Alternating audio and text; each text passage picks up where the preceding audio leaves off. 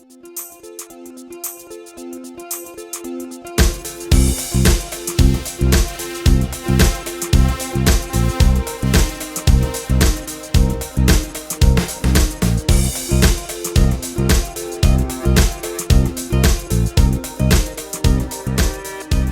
think the trend we've seen over the last few years is that pension funds have started to become more comfortable with private equity as an asset class. With the regulatory change of Reg 28 and actually describing private equity as one of the asset classes that can be chosen by pension funds was kind of the start of the process, and there's been a lot of training that's been happening over the last number of years to get pension fund trustees more familiar with private equity as an asset class. And we've also seen larger allocations coming from the very large investors like the GEPF, like Eskom Pension and Provident Fund, who have started to invest more widely into private equity, allocate more of their capital into private equity. So I think it's that process has started to evolve. We still have some way to go before we get to a very broad adoption from the pensions industry into private equity. We're looking to see more sector-specific managers, so you're kind of healthcare, education funds, infrastructure funds, and the like.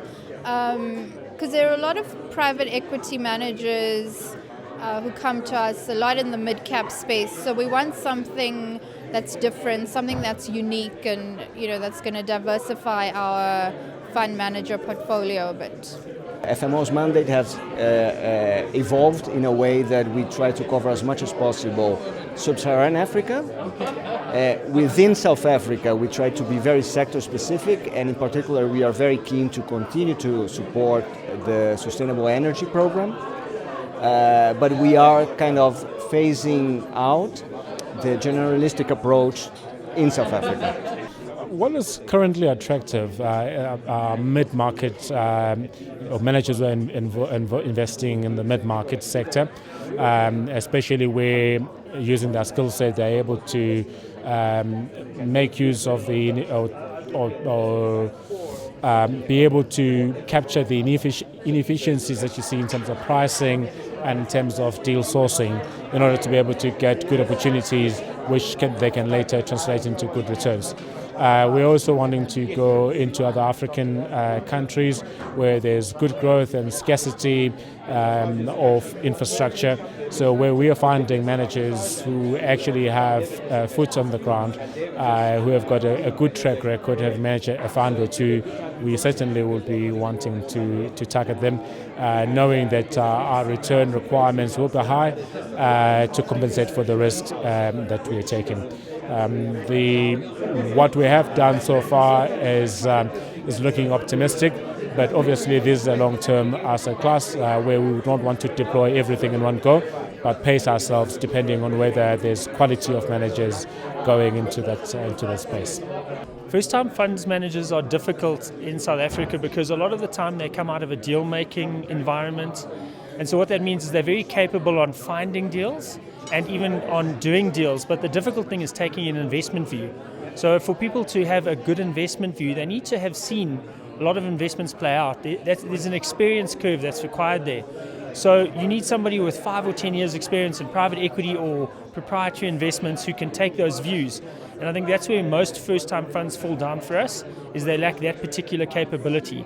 And the way that they can overcome that, if that's an issue for them, is just be very strong in your IC, maybe higher independence, and just think differently about how your investment approvals get made. We want more and more to encourage South African firms and equity funds to invest in the sub-Saharan region, and we are very willing to support that, like Convergence Capital in the ICT sector.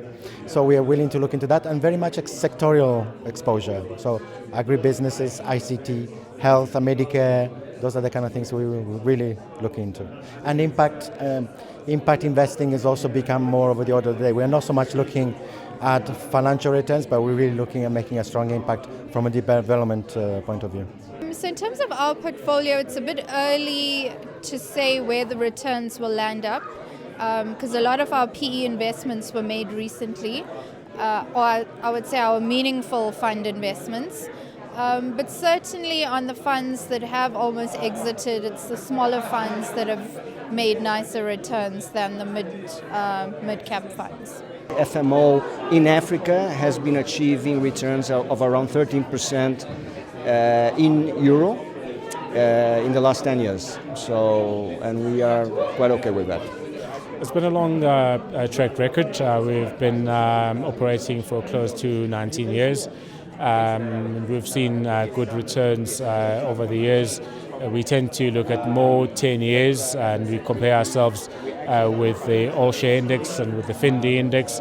And we believe that our returns on a net basis have been much better than what we've seen in the listed equity market.